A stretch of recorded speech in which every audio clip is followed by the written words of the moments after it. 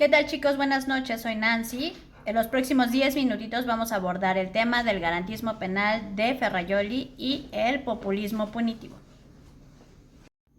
Debemos entender al garantismo como una ideología jurídica, es decir, como una forma de representar, comprender, interpretar y explicar el derecho. Este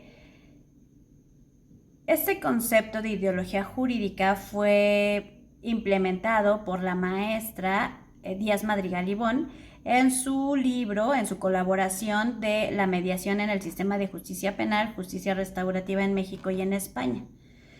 Hablar de garantismo nos obliga forzosamente a hablar de Luigi Ferrajoli, ya que es Ferrajoli quien acuña esta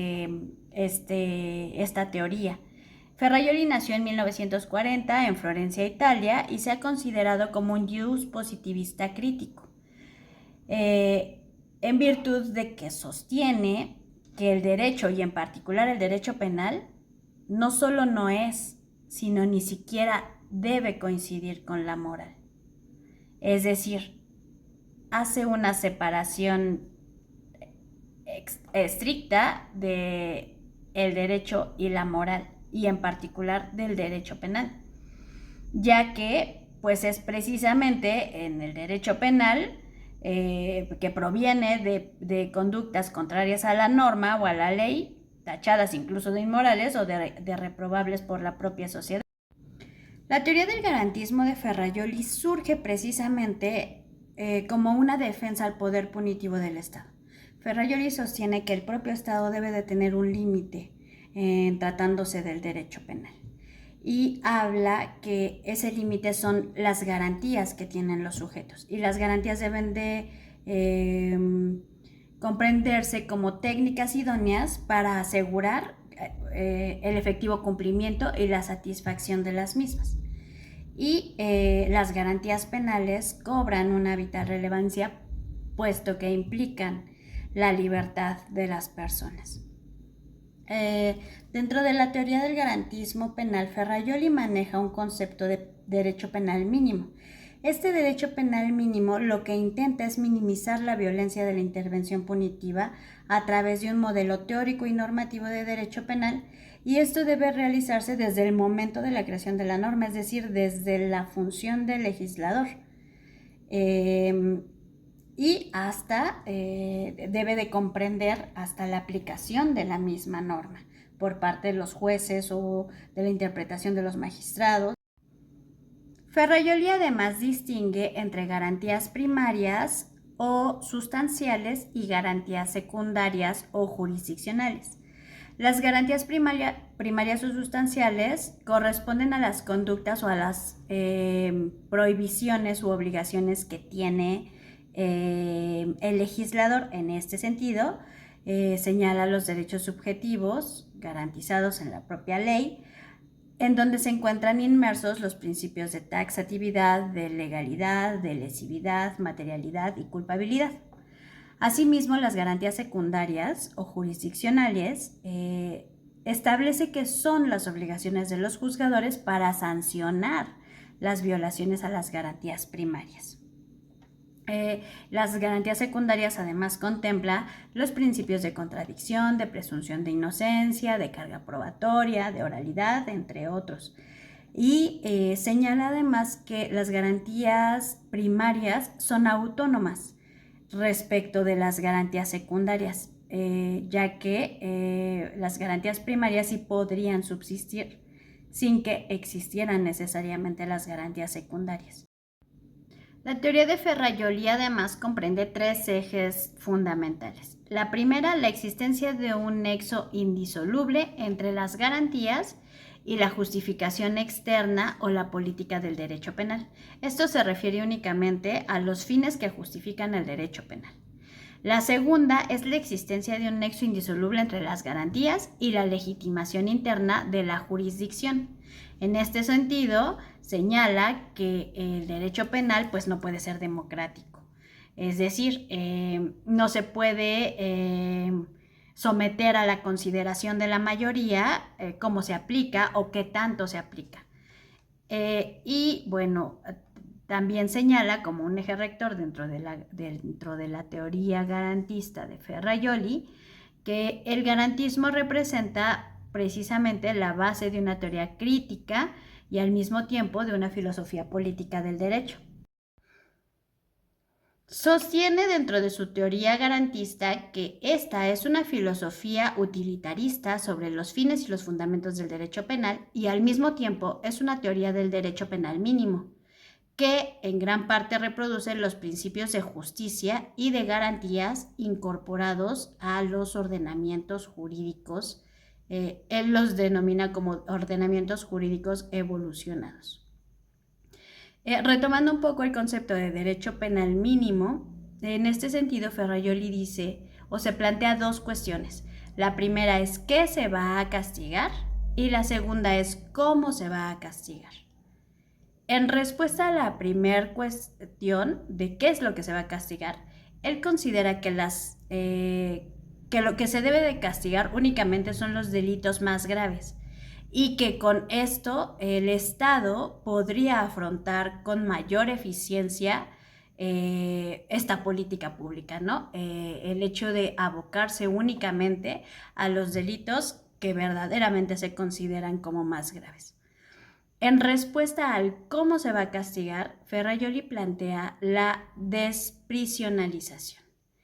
En esta desprisionalización que plantea Ferrajoli en su teoría, postula que las penas no deberán de exceder de 15 años.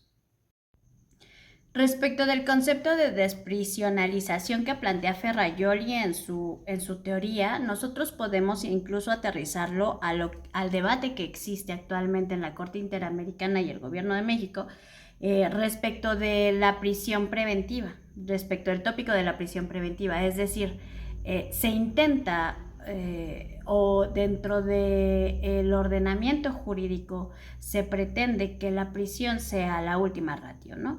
Es decir, que sea la última medida a tomar para sancionar a las personas que cometen delitos. Sin embargo, bueno, pues el Estado mexicano considera que no le va a hacer caso a la Corte Interamericana y entonces en vez de ajustar el ordenamiento jurídico a los tratados internacionales en los que el Estado mexicano ha sido parte o acatar las sentencias o las resoluciones de la Corte Interamericana, pues contrario a ello, el Estado mexicano ha incluso actualmente sumado delitos de prisión preventiva oficiosa, ¿no? Entonces, los postulados de Ferrajoli de alguna manera están dentro de esto, dentro de la norma. Sin embargo, pues no se aplican, es como una letra muerta, ¿no? Asimismo, en esta teoría del garantismo penal plantea Ferrajoli una recodificación. Él establece que toda la regulación penal debe de estar contenida en un solo ordenamiento y que esto facilitará el trabajo del legislador para poder saber cuál es el contenido de la propia norma. Y en este sentido va a poder poner límites a la inflación penal, es decir, a que existan muchísimas leyes, a que existan leyes que posiblemente, como un ejemplo, hay leyes que ya no están o artículos que ya son inaplicables porque o por la existencia de leyes especiales. Entonces, Ferrajoli plantea que se debe de codificar únicamente en un solo ordenamiento todo lo que tiene que ver con la materia penal. Previo a abordar el tema del populismo punitivo, debemos de esclarecer qué es la política criminal. Las políticas criminales van encaminadas a atender las problemáticas en materia de seguridad por parte del Estado a través de acciones y estrategias diseñadas de manera multidisciplinaria para lograr la paz social y un Estado de Derecho. Roxin señala que no solo es la elección de las sanciones preventivo especiales o preventivo generales que sean más eficaces para la prevención del delito, sino que también son aspectos fundamentales que los ordenamientos jurídicos como la Constitución y el Código Penal deben presidir para la fijación y el desarrollo de los presupuestos, de la penalidad, así como de las sanciones. Es precisamente en esta ciencia, en la política criminal, donde surge el término de populismo punitivo, el cual puede entenderse como un mecanismo legislativo para disminuir la incidencia delictiva que afecta a la sociedad, priorizando únicamente la percepción social al respecto. Es decir, el populismo punitivo no es otra cosa más que una estrategia política que tiene como objeto convencer a la población sobre la eficacia de las medidas que adopta el legislador o el ejecutivo respecto de los temas de seguridad, tales como la prevención del delito, la incidencia delictiva, así como la aplicación de las sanciones. La práctica más común o más conocida del populismo punitivo lo es el incremento de las penas respecto de los delitos. Un ejemplo de ello puede ser el delito del robo. Anteriormente, la pena mínima a imponer por la comisión de un delito de un robo agravado lo era de 4 años 6 meses como pena mínima, con circunstancias agravantes como que hubiera sido cometido en la vía pública y como que hubiera sido con violencia física o moral. Sin embargo, ante la adquisición de teléfonos celulares y que los teléfonos celulares se pusieron muy de moda, ya actualmente no ubico una persona que no traiga un teléfono celular como forma de localización y de comunicación, es que el robo empezó a tener más incidencia respecto de este tipo de aparatos.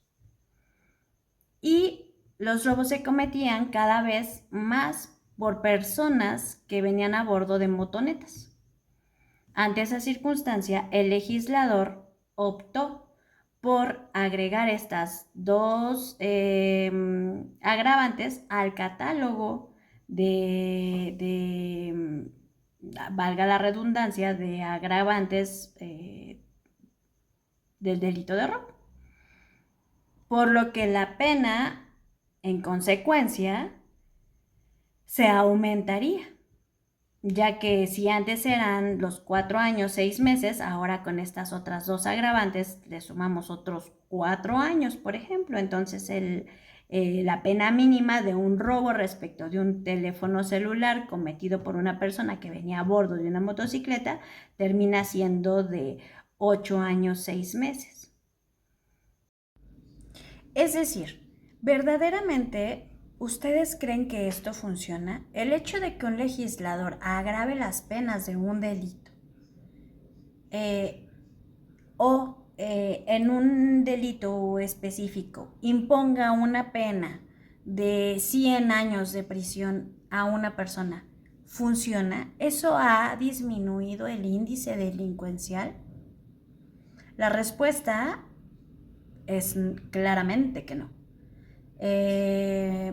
Y no lo digo yo, lo dice el INEGI. El INEGI ha establecido en sus encuestas nacionales de la percepción de la inseguridad por parte de la población, en donde verdaderamente esto no ha disminuido, sino al contrario, como ya lo mencioné, ha ido increciendo. Esto es la percepción de la ciudadanía. Por esa razón es que debemos verdaderamente pensar a nosotros como población de qué nos sirve tener a una persona que cometió un delito en un reclusorio guardado 70 años. Esto además de ser